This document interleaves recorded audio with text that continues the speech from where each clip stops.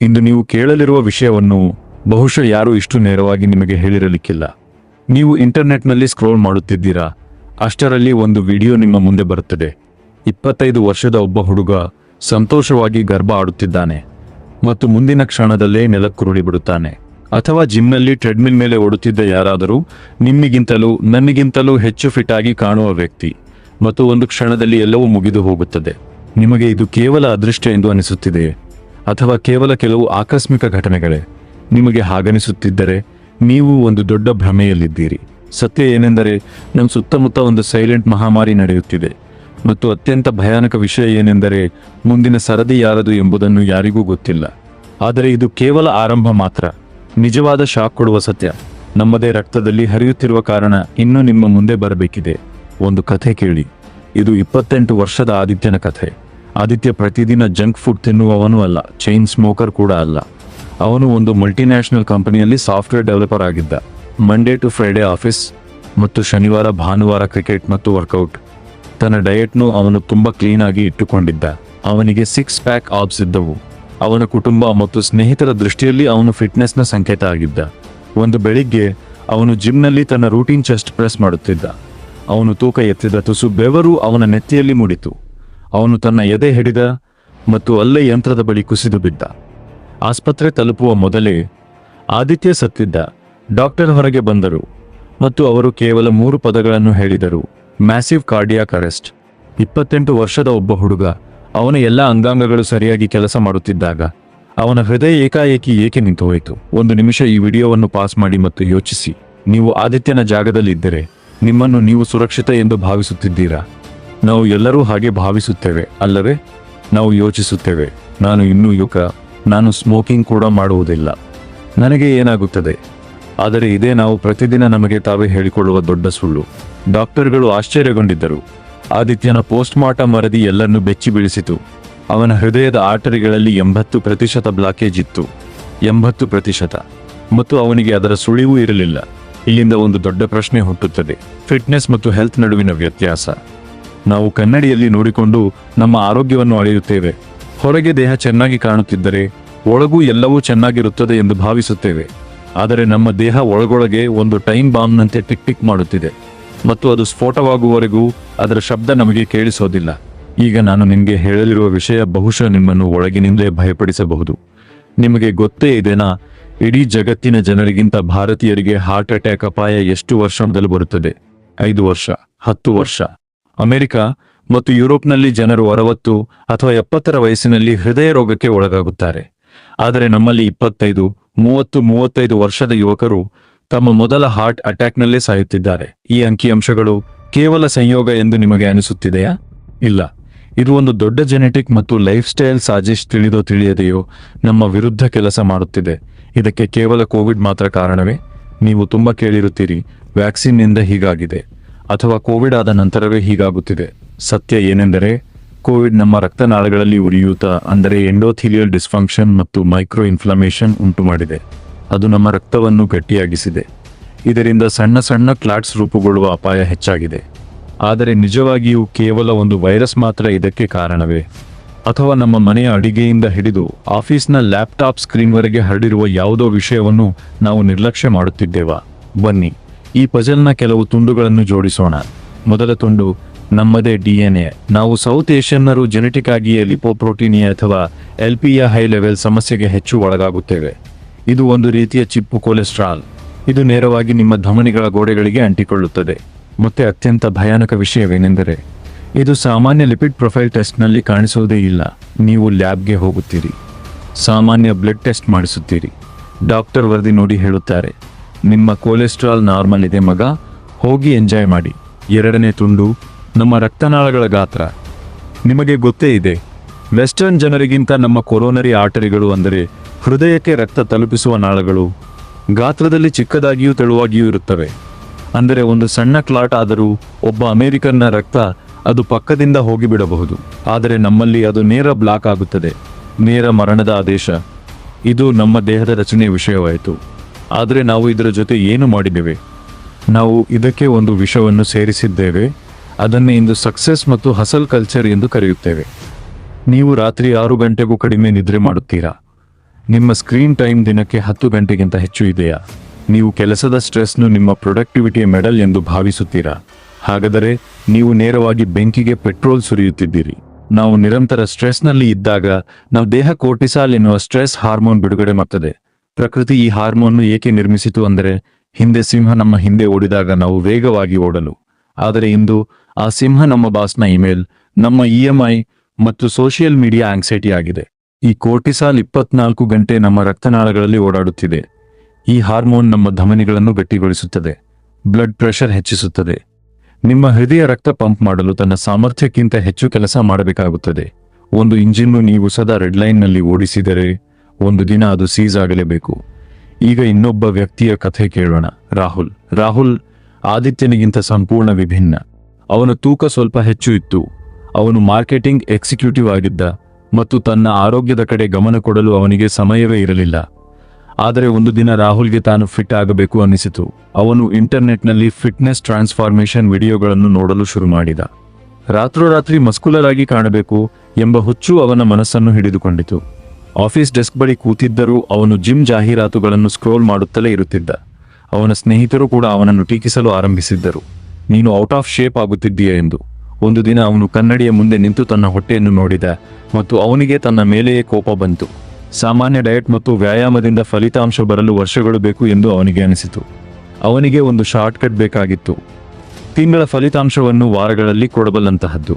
ಯಾವುದೇ ಎಕ್ಸ್ಪರ್ಟ್ ಸಲಹೆ ಇಲ್ಲದೆ ಅವನು ಆನ್ಲೈನ್ನಲ್ಲಿ ಕೆಲವು ಮ್ಯಾಜಿಕ್ ಪೌಡರ್ಗಳನ್ನು ಹುಡುಕಿಟ್ಟ. ಅವನು ತನ್ನ ಕಾರ್ಡ್ ಡೀಟೇಲ್ಸ್ ಹಾಕಿ ಭಾರಿ ಡಿಸ್ಕೌಂಟ್ ಇರುವ ಸಪ್ಲಿಮೆಂಟ್ಸ್ ಆರ್ಡರ್ ಮಾಡಿಬಿಟ್ಟ. ಮತ್ತೆ ತನ್ನೊಳಗೆ ಒಂದು ನಕಲಿ ಮೋಟಿವೇಶನ್ ತುಂಬಿಕೊಂಡು ಅವನು ಒಂದು ದುಬಾರಿ ಜಿಮ್ ಸೇರಿಕೊಂಡ. ಮತ್ತು ನಂತರ ಅವನು ಇಂದಿನ ಪ್ರತಿಯೊಬ್ಬ 2ನೇ ಯುವಕ ಮಾಡುತ್ತಿರುವ ಅದೇ ತಪ್ಪು ಮಾಡಿದ. ಬೇಗ ರಿಸಲ್ಟ್ ಬೇಕೆಂಬ ಶಾರ್ಟ್ಕಟ್, ಪ್ರೀ ವರ್ಕೌಟ್ ಸಪ್ಲಿಮೆಂಟ್ಸ್. ಆ ದೊಡ್ಡ ದೊಡ್ಡ ಪೌಡರ್ ಡಬ್ಬೆಗಳು, ಅವುಗಳ ಮೇಲೆ ಕೆಂಪು ಅಕ್ಷರಗಳಲ್ಲಿ ಎಕ್ಸ್ಟ್ರೀಮ್ ಎನರ್ಜಿ ಅಥವಾ ಫ್ಯಾಟ್ ಬರ್ನರ್ ಎಂದು ಬರೆಯಲ್ಪಟ್ಟಿರುತ್ತದೆ. ನೀವು ಯಾವಾಗಾದರೂ ಅವುಗಳ ಹಿಂದಿರುವ ಇಂಗ್ರೀಡಿಯೆಂಟ್ಸ್ ಓದಿದ್ದೀರಾ? ಅವುಗಳಲ್ಲಿ ಅತಿಯಾದ ಕ್ಯಾಫಿನ್ ಮತ್ತು ಕೃತಕ ಸ್ಟಿಮ್ಯುಲೆಂಟ್ಸ್ ಇರುತ್ತವೆ. ಅವು ನಿಮ್ಮ ನರಮಂಡಲವನ್ನೇ ಹ್ಯಾಕ್ ಮಾಡಿಬಿಡುತ್ತವೆ. ರಾಹುಲ್ ಯೋಚನೆ ಮಾಡದೆ ಈ ಸಪ್ಲಿಮೆಂಟ್ಸ್ನು ಡ್ರೈ ಸ್ಕೂಪ್ ಮಾಡತೊಡಗಿದ, ಅಂದರೆ ನೀರಿಲ್ಲದೆ ನೇರವಾಗಿ ಪೌಡರ್ ನುಂಗುವುದು. ಅವನು ತನ್ನ ಸಾಮರ್ಥ್ಯಕ್ಕಿಂತ ತುಂಬಾ ಹೆಚ್ಚು ಭಾರ ಎತ್ತಲು ಆರಂಭಿಸಿದ. ಕ್ಯಾಫಿನ್ ಅವನ ಹೃದಯದ ಬಡಿತವನ್ನು ಕೃತಕವಾಗಿ ಹೆಚ್ಚಿಸಿಬಿಟ್ಟಿತು. ಮೊದಲೇ ನಿದ್ರೆಯ ಕೊರತೆ ಮತ್ತು ಸ್ಟ್ರೆಸ್ನಿಂದ ದುರ್ಬಲವಾಗಿದ್ದ ಅವನ ಹೃದಯದ ಮೇಲೆ ಇದ್ದಕ್ಕಿದ್ದಂತೆ 200 ಕಿಲೋಮೀಟರ್ ವೇಗದಲ್ಲಿ ಓಡುವ ಒತ್ತಡ ಬಿದ್ದಂತಾಯಿತು. ಫಲವೇನು? ಜಿಮ್ ಫ್ಲೋರ್ ಮೇಲೆಯೇ ಅವನಿಗೆ ಕಾರ್ಡಿಯಾಕ್ ಅರೆಸ್ಟ್ ಆಯಿತು. ಒಮ್ಮೆ ಯೋಚಿಸಿ ನೋಡಿ, ನಾವು ಇಂತಹ ಕಾಲಲ್ಲಿ ಬದುಕುತ್ತಿದ್ದೇವೆ. ಇಲ್ಲಿ ಕಾಣಿಸಿಕೊಳ್ಳಲು ನಾವು ನಮ್ಮ ಪ್ರಾಣವನ್ನೇ ಪಣಕ್ಕಿಡುತ್ತಿದ್ದೇವೆ. ಇನ್ಸ್ಟಾಗ್ರಾಮ್ ರೀಲ್ಸ್ ನೋಡಿ ನಮ್ಮ ಫಿಟ್ನೆಸ್ ಹೇಗಿರಬೇಕು ಎಂದು ತೀರ್ಮಾನಿಸುತ್ತೇವೆ. ಆದರೆ ಯಾವುದಾದರೂ 15 ಸೆಕೆಂಡ್ ರೀಲ್ಸ್ನಲ್ಲಿ ನಿಮಗೆ ಎಲೆಕ್ಟ್ರೋಲೈಟ್ ಇಂಬ್ಯಾಲೆನ್ಸ್ ಅಂದ್ರೇನು ಎಂದು ಹೇಳುತ್ತಾರೆಯಾ? ಯಾವುದಾದರೂ ಇನ್ಫ್ಲೂಯೆನ್ಸರ್ ನಿಮಗೆ ಹೇಳುತ್ತಾನೆಯಾ? ನೀವು ರಾತ್ರಿ ಕೇವಲ 4 ಗಂಟೆ ಮಾತ್ರ ನಿದ್ರೆ ಮಾಡಿ ಬೆಳಗ್ಗೆ ಬ್ಲ್ಯಾಕ್ ಕಾಫಿ ಕುಡಿದು ಹೋಗಿ ಹೆವಿ ಡೆಡ್ ಲಿಫ್ಟ್ ಮಾಡುತ್ತಿದ್ದರೆ ನೀವು ನಿಮ್ಮ ಹೃದಯದ ನಾಳಗಳನ್ನು ಹರಿದು ಹೋಗುವ ಮಟ್ಟಕ್ಕೆ ಒತ್ತಡ ಕೊಡುತ್ತಿದ್ದೀರಿ ಎಂದು. ಇದು ಕೇವಲ ಆದಿತ್ಯ ಅಥವಾ ರಾಹುಲ್ ಕಥೆಯಲ್ಲ. ಇದು ಭಾರತದ ಪ್ರತಿಯೊಂದು ನಗರ, ಪ್ರತಿಯೊಂದು ಬೀದಿಯ ಕಥೆ. ನೀವು ಪತ್ರಿಕೆ ತೆಗೆದು ನೋಡಿ, ಪ್ರತಿ ವಾರವೂ ಒಂದು ಸುದ್ದಿ ಸಿಗುತ್ತದೆ. ರಾಮಲೀಲೆಯಲ್ಲಿ ಹನುಮಂತನ ಪಾತ್ರ ಮಾಡುತ್ತಿದ್ದ ಯುವಕನ ಸಾವು, ಮದುವೆಯಲ್ಲಿ ಡ್ಯಾನ್ಸ್ ಮಾಡುತ್ತಿದ್ದ 25 ವರ್ಷದ ಯುವಕ ಹೃದಯಾಘಾತ, ಬಸ್ ಓಡಿಸುತ್ತಿದ್ದ 35 ವರ್ಷದ ಚಾಲಕ ಸ್ಟೀರಿಂಗ್ ಮೇಲೆಯೇ ಮೃತಪಟ್ಟ. ಇವರು ಎಲ್ಲರೂ ಬೇರೆ ಬೇರೆ ಜನರು, ಬೇರೆ ಬೇರೆ ವೃತ್ತಿ, ಬೇರೆ ಬೇರೆ ಜೀವನ ಶೈಲಿ, ಆದರೂ ಸಾಯುವ ರೀತಿ ಒಂದೇ ರೀತಿಯಾಗಿದೆ. ಏಕೆಂದರೆ ನಾವು ಒಂದು ಪರ್ಫೆಕ್ಟ್ ಸ್ಟಾರ್ ಮಧ್ಯದಲ್ಲಿ ನಿಂತಿದ್ದೇವೆ. ನಮ್ಮ ಕೆಟ್ಟ ಜೆನೆಟಿಕ್ಸ್, ವಿಷದಂತಾದ ಆಹಾರ, ತಪ್ಪಾದ ನಿದ್ರೆ ಪದ್ಧತಿ ಮತ್ತು ಕೋವಿಡ್ನ ಗುಪ್ತ ಸೈಡ್ ಎಫೆಕ್ಟ್ಸ್ ಇವೆಲ್ಲ ಒಂದಾಗಿ ಸೇರಿವೆ. ಆಹಾರ ಹೌದು, ನಮ್ಮ ಡಯಟ್. ನಾವು ಮನೆಯ ಊಟ ತಿಂದಿದ್ದೇವೆ ಅಂದರೆ ಸುರಕ್ಷಿತ ಎಂದು ಭಾವಿಸುತ್ತೇವೆ. ಆದರೆ ನಮ್ಮ ಮನೆಗಳಲ್ಲಿ ಬರುತ್ತಿರುವ ರಿಫೈನ್ಡ್ ಎಣ್ಣೆ ಮತ್ತು ನಾವು ಹೆಲ್ತಿ ಎಂದು ಭಾವಿಸಿ ತಿನ್ನುತ್ತಿರುವ ಪ್ಯಾಕ್ಡ್ ಹಾಗೂ ಅಲ್ಟ್ರಾ ಪ್ರೊಸೆಸ್ಡ್ ಫುಡ್ ಇವೆಲ್ಲ ನಮ್ಮ ದೇಹದಲ್ಲಿ ನಿರಂತರ ಸೈಲೆಂಟ್ ಇನ್ಫ್ಲಮೇಷನ್ ಉಂಟು ಮಾಡುತ್ತಿವೆ. ಈ ಉರಿಯೂತ ನಮ್ಮ ರಕ್ತನಾಳಗಳ ಒಳಗಡೆಯ ಗೋಡೆಯನ್ನು ಒರಟಾಗಿಸುತ್ತದೆ ಮತ್ತು ಆ ಒರಟಾದ ಜಾಗದಲ್ಲೇ ಕೊಲೆಸ್ಟ್ರಾಲ್ ಅಂಟಿಕೊಳ್ಳುತ್ತದೆ.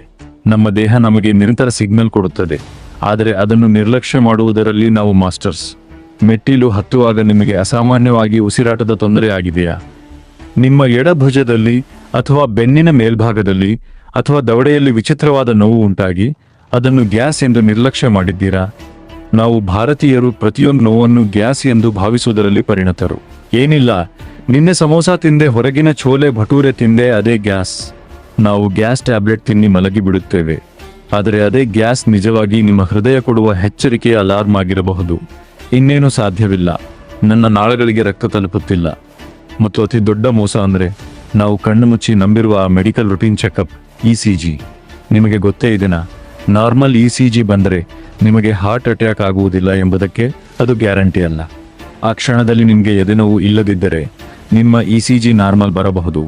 ನಿಮ್ಮ ನಾಳಗಳಲ್ಲಿ 90% ಬ್ಲಾಕೇಜ್ ಇದ್ದರು ECG ಆ ಕ್ಷಣದ ಎಲೆಕ್ಟ್ರಿಕಲ್ ಆಕ್ಟಿವಿಟಿಯನ್ನು ಮಾತ್ರ ತೋರಿಸುತ್ತದೆ. ಆದರೆ ನಿಮ್ಮ ನಾಳಗಳ ಒಳಗೆ ಕೊಲೆಸ್ಟ್ರಾಲ್ನ ಪರ್ವತ ಬೆಳೆದು ನಾಳೆ ಬೆಳಿಗ್ಗೆ ಸ್ಫೋಟವಾಗಲಿರುವುದನ್ನು ಅದು ಹೇಳಲಾರದು. ಯುವಕರ ಜೊತೆ ಎಮರ್ಜೆನ್ಸಿ ರೂಮ್ನಲ್ಲಿಯೂ ದೊಡ್ಡ ತಪ್ಪು ನಡೆಯುತ್ತದೆ. 26 ವರ್ಷದ ಒಬ್ಬ ಹುಡುಗ ಎದೆನೋವಿನಿಂದ ಆಸ್ಪತ್ರೆಗೆ ಬಂದರೆ ಡಾಕ್ಟರ್ಗಳು ಅವನ ವಯಸ್ಸು ನೋಡಿ ಇಷ್ಟು ಚಿಕ್ಕ ವಯಸ್ಸಿನಲ್ಲಿ ಇದಕ್ಕೆ ಹಾರ್ಟ್ ಅಟ್ಯಾಕ್ ಹೇಗೆ ಬರುತ್ತದೆ ಎಂದು ಯೋಚಿಸುತ್ತಾರೆ. ಇದು ಖಂಡಿತ ಪ್ಯಾನಿಕ್ ಅಟ್ಯಾಕ್ ಅಥವಾ ಆಸಿಡಿಟಿ ಅಂತ ಹೇಳಿ ಆಂಟಾಸಿಡ್ ಇಂಜೆಕ್ಷನ್ ನೀಡಿ ಮನೆಗೆ ಕಳುಹಿಸಲಾಗುತ್ತದೆ. ಮತ್ತು ಮುಂದಿನ ದಿನ ಅದೇ ಹುಡುಗನ ಸಾವು ಸುದ್ದಿ ಬರುತ್ತದೆ. ನಿಜವಾದ ಟೆಸ್ಟ್ಗಳು CT coronary angiography, high sensitivity troponin test ಅಥವಾ ApoB ಟೆಸ್ಟ್, ಇವುಗಳನ್ನು ಯಾರೂ ಮಾಡಿಸಿಕೊಳ್ಳುವುದೇ ಇಲ್ಲ. ಅರ್ಥವಾಗುವಷ್ಟರಲ್ಲಿ ತುಂಬಾ ತಡವಾಗಿರುತ್ತದೆ. ಹಾಗಾದರೆ ಇದರಿಂದ ತಪ್ಪಿಸಿಕೊಳ್ಳುವುದು ಹೇಗೆ? ಭಯದಲ್ಲಿ ಬದುಕಬೇಕಾ? ಜಿಮ್ ಹೋಗುವುದನ್ನೇ ಬಿಡಬೇಕಾ? ಓಡುವುದನ್ನೇ ಬಿಡಬೇಕಾ? ಯಾವಾಗಲೂ ಮುಂದಿನ ಹಾರ್ಟ್ ಅಟ್ಯಾಕ್ ನನಗೆ ಬರುತ್ತದೆ ಎಂದು ಯೋಚಿಸುತ್ತಿರಬೇಕಾ? ಇಲ್ಲ, ಇಲ್ಲಿಯೇ ಈ ಸಂಪೂರ್ಣ ಪಜಲ್ನ ದೊಡ್ಡ ಸೀಕ್ರೆಟ್ ಅಡಗಿದೆ. ಸಮಸ್ಯೆ ಕಷ್ಟಪಟ್ಟು ಕೆಲಸ ಮಾಡುವುದಲ್ಲ ಅಥವಾ ಫಿಟ್ನೆಸ್ ಅಲ್ಲ. ಸಮಸ್ಯೆ ಅತಿಯಾದುದು ಮತ್ತು ಅಜ್ಞಾನದಲ್ಲಿ ಇದೆ. ಸತ್ಯ ಏನೆಂದರೆ ನಿಮ್ಮ ದೇಹ ಒಂದು ಅದ್ಭುತ ಯಂತ್ರ, ಆದರೆ ಅದು ಎಂದಿಗೂ ದಣಿಯದ ಕಬ್ಬಿಣದ ಯಂತ್ರವಲ್ಲ. ನಾವು ನಮ್ಮ ಕಾರುಗಳಿಗೆ ಸಮಯಕ್ಕೆ ಸರ್ವಿಸ್ ಮಾಡಿಸುತ್ತೇವೆ. ಒಂದು ಸಣ್ಣ ಸ್ಕ್ರಾಚ್ ಬಂದರೂ ಶೋರೂಮ್ಗೆ ಓಡುತ್ತೇವೆ. ಆದರೆ ನಮ್ಮದೇ ದೇಹವನ್ನು ನಾವು ಸಂಪೂರ್ಣ ಗ್ರಾಂಟೆಡ್ ತೆಗೆದುಕೊಳ್ಳುತ್ತೇವೆ. ಇಂದು ನೀವು ಅರ್ಥ ಮಾಡಿಕೊಳ್ಳಬೇಕಾದ ದೊಡ್ಡ ಸತ್ಯ ಏನೆಂದರೆ ಫಿಟ್ನೆಸ್ ಅಂದರೆ ಕೇವಲ ಆಬ್ಸ್ ಅಥವಾ ದೊಡ್ಡ ಬೈಸೆಪ್ಸ್ ಅಲ್ಲ. ಫಿಟ್ನೆಸ್ನ ನಿಜವಾದ ಅರ್ಥ ರಿಕವರಿ. ಹೌದು, ರಿಕವರಿ. ನಿದ್ರೆ, ವಿಶ್ರಾಂತಿ. ನಿಮ್ಮ ಹೃದಯಕ್ಕೆ ಬಡಿತದ ಜೊತೆಗೆ ವಿಶ್ರಾಂತಿಯೂ ಬೇಕು. ನೀವು ದೇಹಕ್ಕೆ ವಿಶ್ರಾಂತಿ ಕೊಡದೆ ಅದರ ಮೇಲೆ ಕ್ಯಾಫಿನ್, ಸ್ಟ್ರೆಸ್, ಜಂಕ್ ಫುಡ್ ಮತ್ತು ಸ್ಟೆರಾಯ್ಡ್ಸ್ನ ಬಾಂಬ್ ಸಿಡಿಸಿದರೆ ಅದು ಒಂದು ದಿನ ಕುಸಿದು ಬಿಡುತ್ತದೆ. ನಿಜವಾದ ಹ್ಯಾಕ್ ಯಾವ ಜಾದೂ ಸಪ್ಲಿಮೆಂಟ್ ಅಥವಾ ದುಬಾರಿ ಜಿಮ್ ಮೆಂಬರ್ಶಿಪ್ ಅಲ್ಲ. ನಿಜವಾದ ಹ್ಯಾಕ್ ಅಂದರೆ ನಿಮ್ಮ ದೇಹದ ಧ್ವನಿಯನ್ನು ಕೇಳುವುದು. ನೀವು ದಣಿದಿದ್ದರೆ ಮಲಗಿ ವಿಶ್ರಾಂತಿ ತೆಗೆದುಕೊಳ್ಳಿ. ಒಂದು ದಿನ ಜಿಮ್ಗೆ ಹೋಗದಿದ್ದರೆ ನಿಮ್ಮ ಬಾಡಿ ಹಾಳಾಗುವುದಿಲ್ಲ. ನಿಮ್ಮ ಎದೆಯಲ್ಲಿ ವಿಚಿತ್ರವಾದ ಭಾರವಾಗಿರುವ ಅನುಭವ ಅಥವಾ ಬೆವರು ಬರುತ್ತಿದ್ದರೆ ಅದನ್ನು ಏನೋ ಕುಡಿದು ನಿರ್ಲಕ್ಷ್ಯ ಮಾಡಬೇಡಿ. ನೇರವಾಗಿ ಒಳ್ಳೆಯ ಕಾರ್ಡಿಯಾಲಜಿಸ್ಟನ್ನು ಭೇಟಿ ಮಾಡಿ. ನಿಮ್ಮ ಸಾಮಾನ್ಯ ಲಿಪಿಡ್ ಪ್ರೊಫೈಲ್ ಜೊತೆಗೆ LPA-HCCRP ಮತ್ತು ApoB ಟೆಸ್ಟ್ಗಳನ್ನು ಮಾಡಿಸಿಕೊಳ್ಳಿ ಎಂದು ನಿಮ್ಮ ಡಾಕ್ಟರ್ಗೆ ಹೇಳಿ. ಇವು ದೇಹದೊಳಗೆ ಮರೆಮಾಚಿಕೊಂಡಿರುವ ಇನ್ಫ್ಲಮೇಷನ್ ಮತ್ತು ನಿಜವಾದ ಅಪಾಯವನ್ನು ತುಂಬಾ ಮೊದಲೇ ಪತ್ತೆ ಹಚ್ಚಬಲ್ಲ ಟೆಸ್ಟ್ಗಳು. ನಮ್ಮ ಯುವಕರನ್ನು ಕೊಲ್ಲುತ್ತಿರುವುದು ಯಾವ ಮಿಸ್ಟರಿ ಅಥವಾ ಜಾದೂ ಅಲ್ಲ. ಇದು ಒಂದು ಸ್ಪಷ್ಟವಾದ ಬಯಾಲಜಿಕಲ್ ಕ್ರೈಸಿಸ್. ನಮ್ಮ ಓಟದ ಜೀವನ ಶೈಲಿ, ಅಪೂರ್ಣ ನಿದ್ರೆ ಮತ್ತು ಶೋ ಆಫ್ ಸಂಸ್ಕೃತಿಯಿಂದ ನಾವು ತಾವೇ ಇದನ್ನು ಆಹ್ವಾನಿಸಿದ್ದೇವೆ. ಆದಿತ್ಯ ಇಂದು ನಮ್ಮ ನಡುವೆ ಇಲ್ಲ, ರಾಹುಲ್ ಕೂಡ ಇಲ್ಲ. ಇನ್ನೆಷ್ಟು ಜನರು ನಾಳೆಯ ಸೂರ್ಯೋದಯವನ್ನೇ ನೋಡದೆ ಹೋಗುತ್ತಾರೆ ಗೊತ್ತಿಲ್ಲ. ಕೇವಲ ನಾವು ಇನ್ನೂ ಯುವಕರು, ನಮಗೆ ಏನೂ ಆಗೋದಿಲ್ಲ ಎಂದು ಭಾವಿಸಿದ್ದಕ್ಕಾಗಿ. ಈಗ ನಿರ್ಧಾರ ನಿಮ್ಮ ಕೈಯಲ್ಲಿದೆ. ನೀವು ಕೂಡ ಇದೇ ಭ್ರಮೆಯ ನಿದ್ರೆಯಲ್ಲಿ ಮಲಗುತ್ತೀರಾ ಅಥವಾ ಕಣ್ಣು ತೆರೆದು ನಿಮ್ಮ ದೇಹದ ಸತ್ಯವನ್ನು ಎದುರಿಸುತ್ತೀರಾ? ಮುಂದಿನ ಬಾರಿ ನೀವು ಜಿಮ್ನಲ್ಲಿ ಕನ್ನಡಿಯ ಮುಂದೆ ನಿಂತು ನಿಮ್ಮ ಮಸಲ್ಸ್ ನೋಡುತ್ತಿರುವಾಗ ಅಥವಾ ರಾತ್ರಿ ತಡವರೆಗೆ ಆಫೀಸ್ ಕೆಲಸ ಮಾಡುತ್ತಿರುವಾಗ ಒಂದು ಕ್ಷಣ ನಿಮ್ಮ ಎದೆಯ ಮೇಲೆ ಕೈ ಇಟ್ಟು ಯೋಚಿಸಿ. ಈಗ ನಿರಂತರವಾಗಿ ಬಡಿದಾಡುತ್ತಿರುವ ಈ ಹೃದಯವನ್ನು ಉಳಿಸಿಕೊಳ್ಳಲು ನೀವು ನಿಜವಾಗಿಯೂ ಏನು ಮಾಡುತ್ತಿದ್ದೀರಿ? ಯಾಕೆಂದರೆ ನೆನಪಿಟ್ಟುಕೊಳ್ಳಿ, ಹೃದಯ ಎರಡನೇ ಅವಕಾಶ ಕೊಡುವುದಿಲ್ಲ.